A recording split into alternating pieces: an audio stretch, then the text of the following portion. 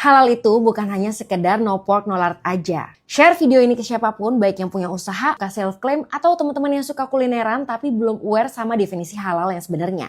Karena ternyata di luar sana banyak yang ngeklaim no pork no lard tapi ternyata masih menggunakan bahan-bahan ini. Pertama, angciu, botolnya kayak gini. Ini tuh sebenarnya arak masak. Angciu hanya salah satu arak masak yang terkenal. Tapi sebenarnya di luar sana masih banyak arak masak lain yang tidak halal. Kedua, ini namanya ram dan biasa digunakan di cake, bakery, atau dessert. Banyak juga yang bilang kalau mereka tuh pakai ram essence aja atau ram yang tidak mengandung alkohol. Tapi kalau namanya udah ram itu jelas-jelas tidak diperbolehkan ya. Yang ketiga, mirin. Ini biasanya banyak di restoran Jepang. Biasa digunakan di saus cocolan maupun di campuran nasi sushi. Kalau ada restoran yang bilang kalau mereka pakai mirin halal, pastiin deh itu beneran mirin atau sebenarnya saus manis khas Jepang yang bukan mirin. Karena nggak ada yang namanya mirin halal.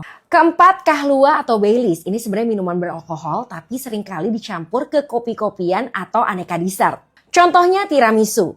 Kalau nemu optional boleh pakai ini atau enggak, mending skip aja. Karena kita nggak bisa mastiin kalau fasilitas itu nggak bercampur. Yang kelima, kuas bulu babi. Sayangnya di Indonesia masih banyak banget yang beredar kuas bulu babi. Bentukannya kayak gini.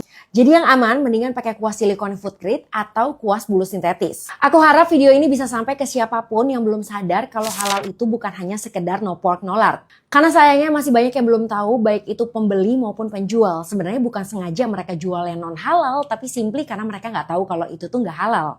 Jadi yuk kita sebarkan info ini seluas-luasnya. Ada yang tahu bahan apa lagi yang ternyata nggak halal tapi nggak banyak diketahui orang? Tulis di komen ya.